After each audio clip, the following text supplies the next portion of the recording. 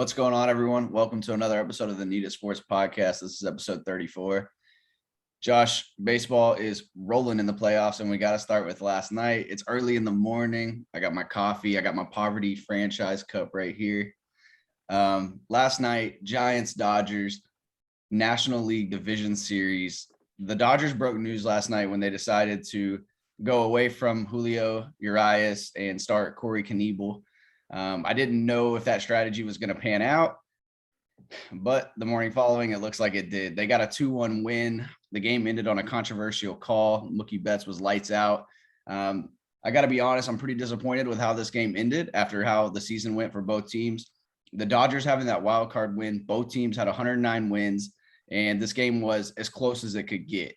It was after 8 innings, both teams had 6 hits until the Dodgers got those 2 hits in the top of the ninth with Cody Bellinger. It was a 1-1 game. It was 2-2 in the series.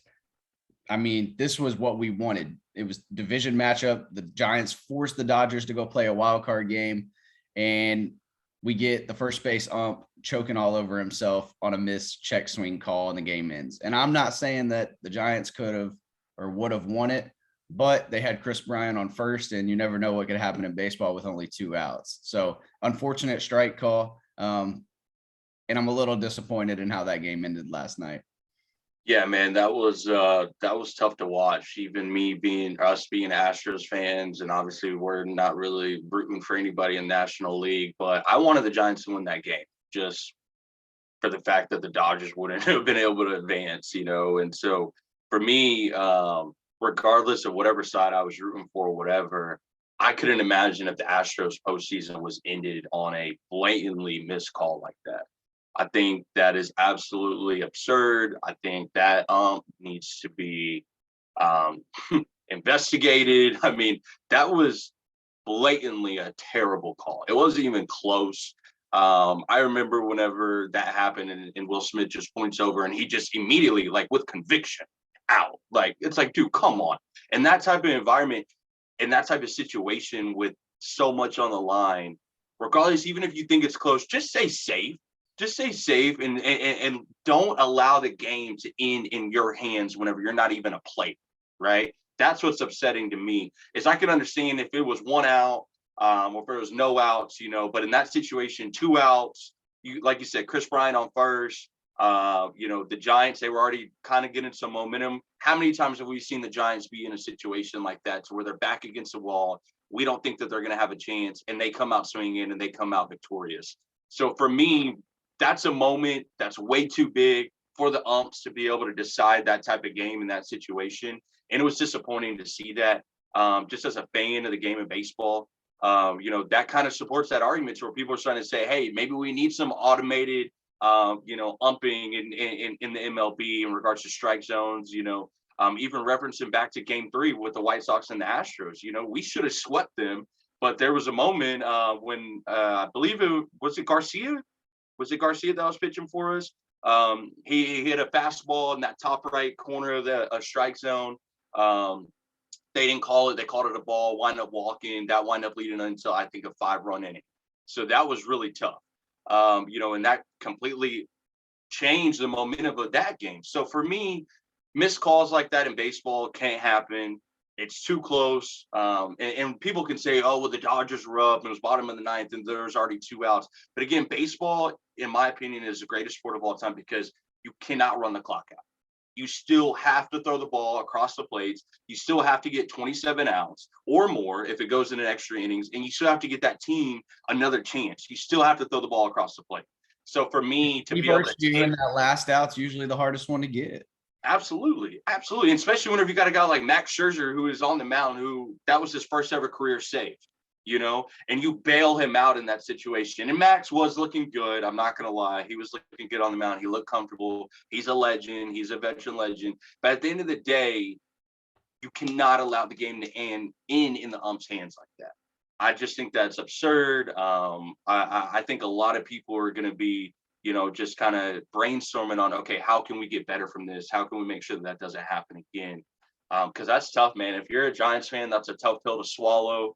That was one of the worst missed calls in MLB postseason in my remembrance. That's tough. So Unfortunate ending to that, but again, great series. Two best records in the National League.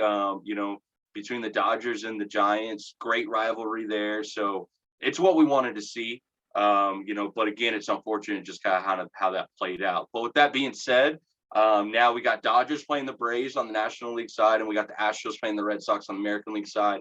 It's going to be a little awkward because the Braves have home field advantage, even though the Dodgers had a way better record. But the MLB has a rule that if you are a wild card team, you cannot have home field advantage at all throughout the entire postseason. So the Dodgers, again, kind of back against the wall. They're going to be going against the Atlanta team, even without Ronald Acuna Jr., but Freddie Freeman and the rest of that Braves team, they're hot right now. Jock Peterson's playing well. They look hot. Jock's going to be ready to play his former team with the Dodgers. So that's going to be a very interesting series. And then, of course, the series that we're ready for, the series that I'm going to be going to tonight. I can't wait. Minute Maid's going to be rocking. Houston versus everybody. And I just love it, man, because we're playing the Red Sox. We're playing, Alex Cora, who was a part of the Astros organization. And people can say what they want, scandal, asterisk, all this, all that. But guess what? The Red Sox did exactly what the Astros did. We're in the same boat. Can't hear nothing. Even Evaldi's came out and talked crap about the Astros. And I'm like, Evaldi, come on, dude. You're from Alvin, Texas. You're a hometown Astro. You can say what you want, but I guarantee you, if you became a free agent and the Astros offered you a contract, you ain't walking away from that contract. You're going to take that contract and come back home, dude. So I'm excited. The city's going to be rocking. I know Minute Maid's going to be rocking tonight. Definitely excited. Yeah. Before I start talking about this game too much and these other matchups, what are the odds that they start to put in a review process for, I don't know, the last out or a check swing, a game ending like that? Because last night they said it's non-reviewable. So what are the odds? So check swings. Yeah, check swings are non-reviewable. It's just like a called strike, like it's non-reviewable. I could definitely see a scenario to where, maybe they add a couple more challenges to the manager's pocket or arsenal, however you want to describe it, and to give them an opportunity to say, hey, yeah, you can challenge this, a strike call or whatever it may be. And then it's going to be up to the manager to decide when's the best time to use that challenge. Maybe it's 1 a game, maybe it's 2 a game. Anything more than 2, I probably wouldn't be a fan of, because then at that point, it's just going to be happening all the time. But I think even if it's just 1, as a manager, you're going to have to be able to try to keep that challenge for a big scenario, a big situation. Because for me, dude, baseball's tough to umpire. And people that play baseball and grew up in the game, they're always going to say, well, that's part of the game. It's human error. Absolutely. I understand. But whenever the stakes are as high as they were last night, that can't happen. That's not good for the game. I don't care what anybody says. That's not good for the game. And at the end of the day, we're all about trying to improve the game, improve, viewship, improve the awareness of the game. And for me, I feel like they're going to have to do something to be able to account for that, because it's tough, man. Being on the first base and, yeah, you have a really good angle, but at the end of the day, we're not perfect. We're not perfect. So I think there should be something that's implemented that maybe gives a manager a chance to challenge that late in the game. I do like that idea. Yeah. We're not perfect, but that one wasn't close. So no. Anyway, Dodgers ended up making the right decision last night. Corey Knebel and Gasterol both got 1 inning each, and then Julio Urias came in and essentially shut it down in the heart of the game before they turned to Jansen and Scherzer. I thought Jansen would blow it, but he did not. So I feel like Jansen's been a little iffy ever since the Astros got to him in 2017. But hey, maybe I'm biased. Anyway, Astros move on, Red Sox move on, Dodgers and Braves. The Dodgers and Braves series is interesting. I think the Dodgers will win in 6. That's my prediction, mainly because of that home field advantage for the Braves. Otherwise, I'd probably say Dodgers in 5, since the Braves don't have Acuna. But last year, let's not forget, the Braves did have a 3-1 lead, and the Dodgers came back. So the Braves choked that away. That should be an interesting series. And again, I feel like I thought the Giants were a team of destiny. Maybe it's the Astros, because things keep kind of tilting our way. We got lucky with the Rays getting bounced and us getting home field advantage in the ALCS. And now the rest of the way, we would have the home field advantage, I believe, because the Braves were the 3 and the Brewers were the 2, and Dodgers were the wild card. We're the highest remaining seed in the post. So we would, with the Giants getting bounced last night, we would now have home field advantage the rest of the way. And Early odds, I think, opened around minus 200 for the Astros to win the ALCS, but I believe it's down to minus 150 with the Lance McCullers news. I'm refreshing my computer, waiting for reports today and hoping that if he is out, it's just the ALCS and it's not the World Series as well. I do think because of the Red Sox pitching staff with Evaldi, Pivetta, Rodriguez, Sale, I like those guys and I like the Red Sox as a team, but they've been a little rocky this year. And I would trust our guys more in this situation, especially with us having home field advantage. So I think the Astros are going to win in 6 as well. Historically, as you know, we play pretty well against the Red Sox and we play pretty well in Fenway. We've always played pretty well in Fenway. No stage is too big. We don't really shy away. My first ever time watching Carlos Correa in person was 2016, around when he got called up in Fenway, and Altuve and Correa went back to back and we won in extra innings 12-8. And I'll never forget that moment. So we played the Red Sox 7 times this year, I believe, and won the series 5-2. The Astros bats are hot. I mean, with shaky pitching, Chris Sale, he's had his injuries, his fair share of injuries. I don't know that he is going to be able to sustain for that long throughout this postseason and be able to give them 5-6 innings at all in any outing. In the last series against the Rays, 1 inning, he gave up 5 runs. And the bats are just too hot. We got Kyle Tucker in the 7 hole, and Kyle Tucker became the first player in ALDS history with 7 RBIs and 2 stolen bases in a series, and he did it in 4 games. And the 2 stolen bases were on 1 play, basically. Yeah. He took his base and then just walked over and took advantage of the pitcher. So Kyle Tucker's the 7 hole, probably the hottest hitter on our team. And collectively as a team, we hit 365 with 2 outs and runners in scoring position in that series. So there's, as everyone said, it's kind of a gauntlet of a Houston lineup. We are biased. We are diehard fans, always have been. But watching them, they give you championship at bats every single time out. There's no easy outs, and they're going to make you work. And I don't think the Red Sox have the depth, especially they had a lot of COVID issues this year, a lot of guys missing time, a lot of guys missing reps. And I think that's going to make their bullpen run thin. And I think the Astros are going to get to them. And I say 6 at max in that series. And I haven't been this confident in a long time in a series. Yeah, no, I also like Astros in 6. I can say Astros in 5. That's what I would want to happen. But I think with the Lance McCullers being up in question, I think that's going to be a little bit tough. Hopefully Zach Greinke will be able to fulfill his role in regards to his spot that he was supposed to be starting. I think with how everything was set up, Lance would have been set up to start game 3, which would have been in Boston. So that would have been Lance's spot. So hopefully Greinke, we don't have to use him too much in the bullpen in games 1 and game 2, and we can let him rest, and maybe he can be getting up. And when I say Greinke start, I'm not expecting Greinke to go 5, 6, 7 innings, but hey, go give us a solid 3, 4 innings. Give us a chance to be able to bring our bullpen in. And I think really the X factor of our bullpen in this series, Zaine, is going to be Christian Javier.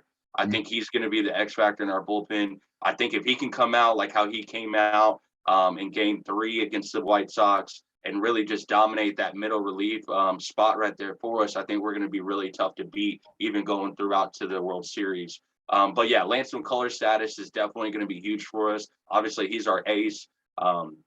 Plain and simple, we don't lose with Lance on the mound. We don't. He's our leader in regards to our starting pitching right now, with Justin Verlander being out, Zach Greinke being hurt, working his way back. But yeah, Lance is going to be a huge loss to us if for some reason, I know it's forearm soreness and tightness, but hopefully, I know they're trying to get some second opinions and things. So we don't exactly know what's going on right now, but hopefully he'll be okay to play. And if there's anything we know about Lance, if there's anything he can do to go out there, whether it's him coming out of the bullpen, even putting him in a closer situation, whatever it may be, I think he's going to be willing to do that. He's not going to be the type of guy that's going to be thinking about next year or a contract or anything like that. This guy's going to be out there trying to get on the field, trying to make sure that he can make an impact for our team. That's just how he is. That's how everybody is on the Astros, just like Myers, with him getting kind of banged up whenever he tried to almost rob that home run in game 4. You saw him trying to throw, and then Carlos Correa came up to me. He's like, "Hey, well, can you make a throw from center field to home plate if we need it?" And he's like, "No." And he's like, "Well, dude, you got to trust us. You got to trust that we got you." So that just kind of shows the type of culture that we have as a team, and I love it. Hopefully he's okay. I think we'll be able to work him in a little bit in the ALCS. But man, I'm excited. There's nothing like October baseball in Houston. Minute Maid's going to be rocking. I know a lot of people are hoping for the roof to be open tonight because it's going to be nice weather. We got some cool weather coming in the morning, but I want that sucker closed, dude. I want it to be loud. I want it to be rocking. It's going to be orange out tonight. So I'm going to be rocking my Jose Altuve jersey this evening. And I'm excited, man. And, Correa's interview after we clinched, after beating the White Sox in Game 4 was, I think, phenomenal. The way that he responded to Tepera's comments saying, well, that dude doesn't even know what he's talking about. We're just here to be able to focus on being able to move on.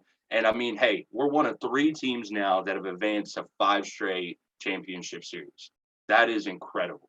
Growing up, being Astros fans, how we were whenever they used to be handing out tickets with a hot dog and a drink for $5 when we were kids. That was the coolest thing going on a school field trip because it was so cheap. Schools were like, yeah, we'll go to an Astros game. Now you'd be lucky to get in a Minute Maid tonight paying less than $200, So it's an exciting time in Houston. Definitely excited for that. And Houston needs it, with your Texans not looking very good, Rockets being a little bit shaky right now, looking pretty good with Jalen Green and Josh Christopher and some young guys. But it's an exciting time in Houston. I know we're going to be rocking, and I'm excited, man. I think Valdez is probably going to look pretty well tonight, and it's going to come down to hitting, which it always comes down to. And I'll take our lineup over anybody's lineup in the MLB every single night, especially at home. So I'm definitely excited for that. So for my pick, I got Astros in 5. I'm going to go ahead and say that. I know I said 6, but I'm just going to say Astros in 5 because you said Astros in 6. I don't want to say the same thing. People will probably call me biased, whatever, but we'll see, man. We'll see. And then the Dodgers and the Braves, I will agree with you on this. I like Dodgers in 6. I think the Braves will probably at least still 1 in LA. I think they'll probably win game 1 in Atlanta. And I think I think the Braves are just going to run out of starting pitching, in my opinion. It's going to get to a point whenever, you got Scherzer coming back in game 3, and he's going to be able to start. And he came in even off 3 days of rest, being able to come in as a closer. So, or 2 days of rest, yeah. So with Bueller, with him, I mean, with that bullpen and everything they have, I think they're just going to be a little too much for the Braves. I think, obviously with Acuna being hurt, that's going to be a huge factor. But we'll see. I think both series should be good series, and that plus 1900 is looking pretty good right now, man. I agree with the Braves losing or winning game 1 because the Dodgers are going to be taxed and exhausted. Yeah. They just threw everything they had. They threw the quick sink of the Giants.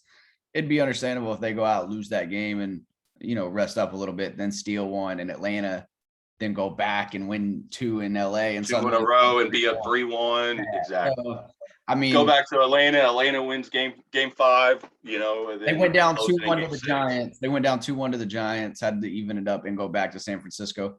We know the Dodgers do. There's not going to be any panic in that team, and how could there be with that lineup? So it feels inevitable, but Astros Dodgers rematch is looking really good, and I think it's what the world wants. It's what everybody wants. If you're a fan of baseball, that's what you want. The amount of crap that the Dodgers talked about, how illegitimate our World Series was in 2017. And by the way, I'm wearing our hat from 2017. They could say what they want, but I think that's going to be the perfect matchup. In regards to ratings and what people want to see, I think that's going to be the perfect matchup. I mean, let's be honest, Red Sox Braves, okay, Red Sox Dodgers, that's a little bit better, but if you want to talk numbers, you want to get views up, and you want to, truly have, I think, the best World Series and the 2 best teams in baseball, I think it's the Dodgers and I think it's the Astros by far. By far. So again, we'll see. Us predicting the Astros to blow out the Red Sox in 6 or 5 is not it is a little biased, but I do love the Red Sox. I love a lot of the guys on that roster. They have a lot of heavy hitters. Yeah. I'm a huge Kiki Hernandez fan. I like him a lot. I like Vasquez. I like Verdugo. I like Devers. Devers, when he goes up to the plate, has an absolute rock in his mouth, and it's just up there, just buzzing and just raking. I don't understand. But anyway, the Red Sox are a good team, but I was really impressed with the Red Sox being able to beat the Rays because historically in that division, the Rays have owned Boston, absolutely owned them. But, the Rays were throwing out rookie inexperienced pitching, and come postseason time, you need experience. So that ended up playing into the Red Sox favor and they took advantage. But very excited for the series. Both of them, both should be electric.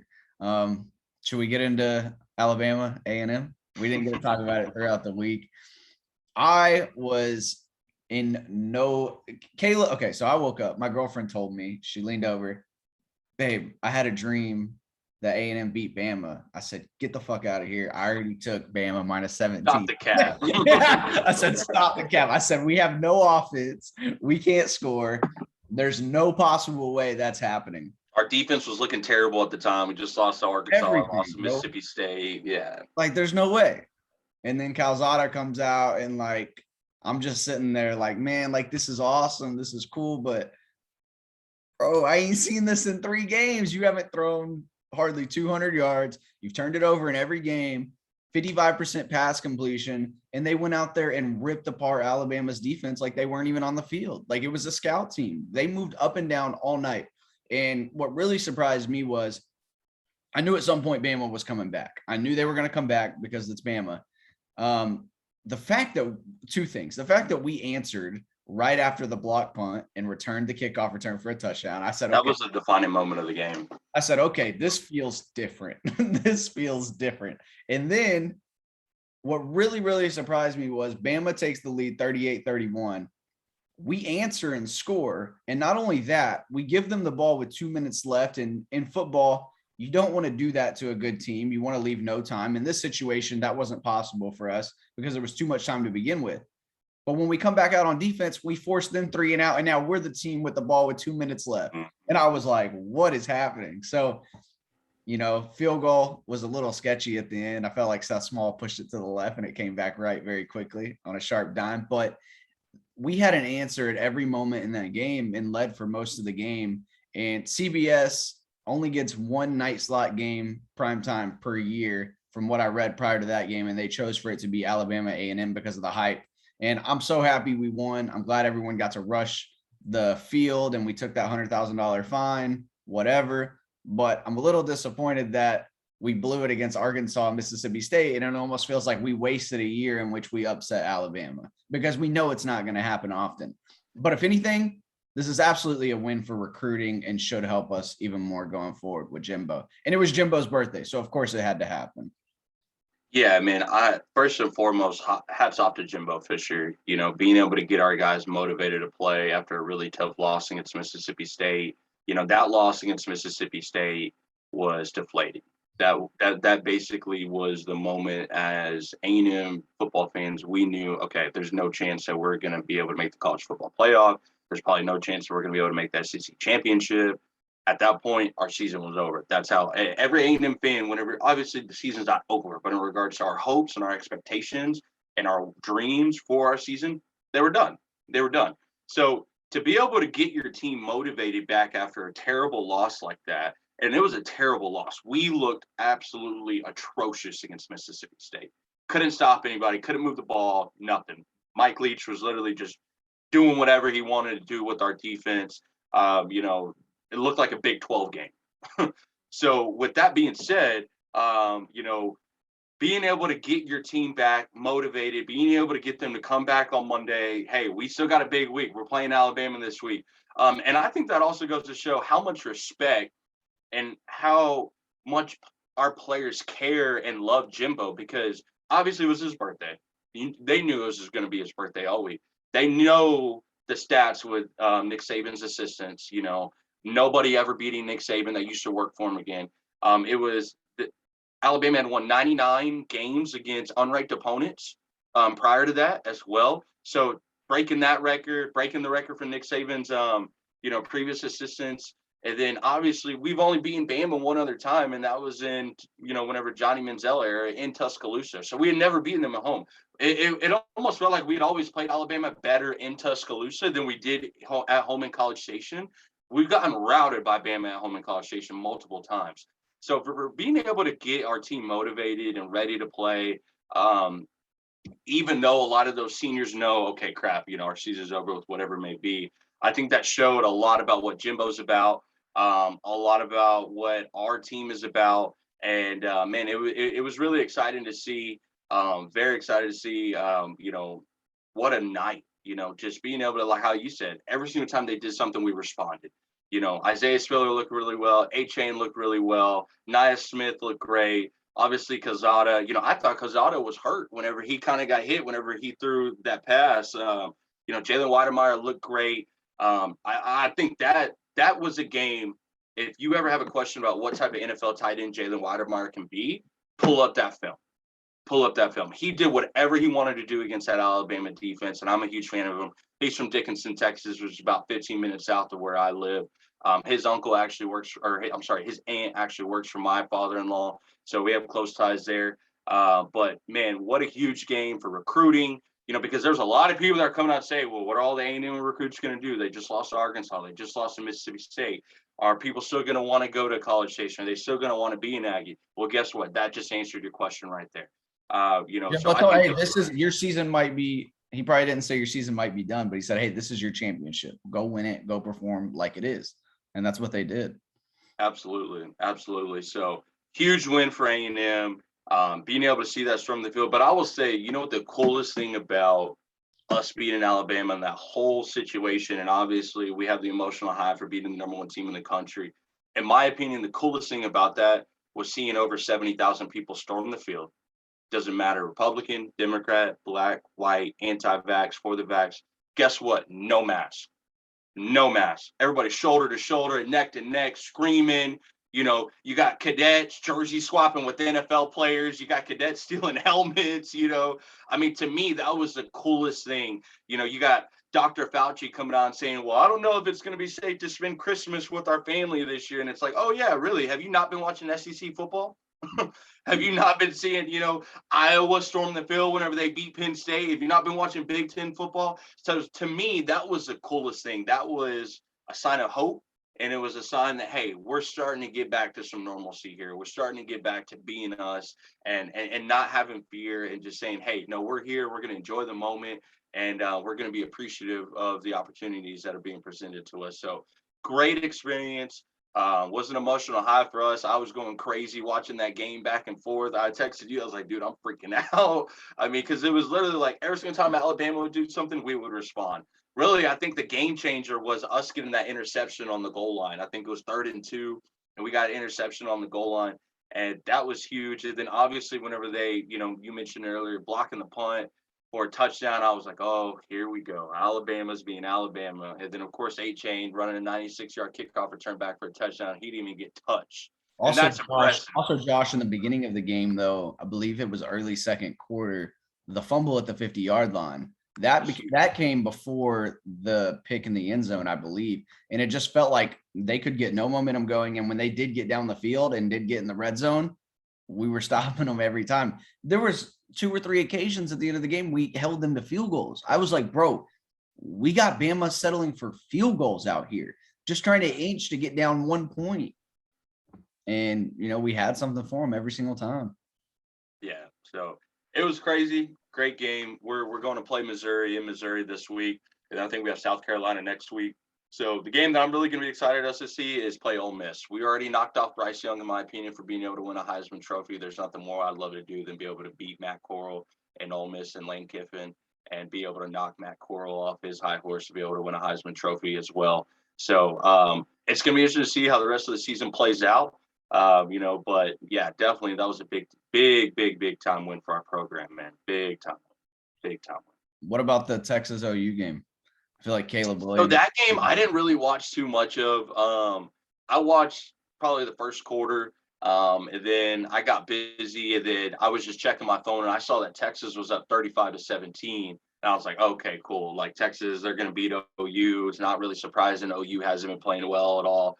And then just kind of going back and watching some highlights, and I remember looking at my phone and I'm like, oh man, I wonder who won that. What was the final score of that Texas OU game? I was like, oh, I wonder how many points they put up. And then seeing that OU and their comeback, Caleb Williams coming in. So what's going to happen with Spencer Rattler? He's going to have to transfer. He's going to transfer to Ohio State or some shit. I mean, do you think Caleb Williams is going to be the starting quarterback from now on? Dude, Caleb, I've been waiting for Caleb Williams, and I have a good friend named Hunter Seek from high school. We were texting back and forth a week or two ago about Caleb Williams, and he was saying the whole OU fan base and himself essentially just waiting for Caleb Williams to get his time to come in. And I've followed Caleb Williams a little bit. The arm talent's there. I think right now after that one game, I already think like there's not that much competition to be the best quarterback in the country, but like he's already in the argument for me. He's that good with his arm talent, and he's much better on the ground than Spencer Rattler. So I think that you have no choice after being down 28-7, 35-17, multiple instances in that game. You have no choice but to start a guy who just brought you back against one of your biggest rivals. I would be appalled if they went any other direction than Caleb Williams going forward. Yeah. No, I'm with you on that. I mean, just seeing how sincere Lincoln Riley and his wife were after the game, hugging Caleb Williams, like, you can kind of see that there. But it's going to be interesting to see, because Spencer Rattler, I don't know if a lot of people, know the show QB1, but, it basically kind of goes into detail about some of the best high school quarterback prospects for their senior year and kind of follows them throughout their season and kind of gives you some behind the scene look. So I'd watched it back when Justin Fields was on there. And of course, Spencer Rattler was on there. But there's a lot of character questions about Spencer Rattler, about not being a good enough leader, about sometimes always just like pawning off the responsibility and stuff. So it's going to be interesting to see how he handles this. Is he going to support Caleb? Is he going to be there for him? Is he going to withdraw out of school if Caleb Williams is proclaimed the starter? In that game, they scored a touchdown on a nasty Caleb Williams play. And then Spencer Rattler came in for the 2-point conversion and they got it. And I was like, wait, what's going on here? But Lincoln Riley was doing right by him by trying to keep him involved, keep him a part of the game a little bit. And Spencer Rattler on the sidelines looked supportive. Now, what does that look like behind closed doors and how does he really feel? I don't know. But I think he'll end up transferring and moving on. But I think for the rest of the season, they'll still have some packages and plays where they put Spencer Rattler in to keep him bought into the culture and to the team and what the bigger goal is at the end of the season. But here's the deal. Spencer Rattler's like not a terrible quarterback. I'm not really a fan as far as his professional upside, but every single game aside from like West Christian University has been within one touchdown or one possession this year. You know what I mean? And every single game has been sketchy. They hadn't covered a spread until that comeback. So I think they shouldn't even cover that spread. It was just like UT just gave up. Like, well, UT fumbled a kickoff too once it was tied, and then OU went and took the lead, or it was 2-tie. I can't remember, but it was at the end of the game. Been almost a week now since that game. But yeah, I think you have to go with Caleb Williams, especially because you're still undefeated. Your season's not done. Like, you're not the number 4 team in the country. You still have a chance to go do something, especially with Alabama showing they're vulnerable. And now Georgia looks like the best team in the country. You have no choice but to start Caleb and see what you have there the rest of the way. Yeah, no doubt. So it's going to be interesting to see how college football just plays out. Interesting week, a lot of upsets last week, Penn State losing, Alabama losing, so definitely going to be interesting to see. But with that being said, we did have a Thursday night football game last night. We had Tampa Bay and we had the Philadelphia Eagles kicking off week 6 in the NFL. So Tampa Bay being Tampa Bay, they went in, they took care of business. That game was not very close until the very end. One of those typical Vegas, everybody's on Tampa Bay -7, and we're gonna make sure that Philly goes for 2, and they make sure they completely let off the gas after they were. Yeah, Tampa Bay's like, okay, well, we won, it's not a big deal, whatever, But a lot of people looking at that, well, look what Tampa Bay did last year or last week in regards to how they beat Miami. They should easily be able to handle Philly. But again, it's, hey, Vegas is going to figure out a way to win. So that was pretty interesting. Leonard Fournette looked great. He's really coming along. You can really tell that they're finally starting to put a lot of trust in him, and they're definitely trying to keep him involved in the offense. Tom Brady just doing Tom Brady things. He could have easily threw for over 300 yards. He probably could have thrown for another touchdown, but they didn't need that. In the second half, they're pretty much playing damage control, and they're just trying to get out of there with the dub and can advance on, make sure everybody's healthy, and it's just one of those things. So they actually play my Bears next week. You know, we beat them last year. I don't know if we're going to beat them again this year just with Justin Fields, but you know, my Chicago Bears, we're going.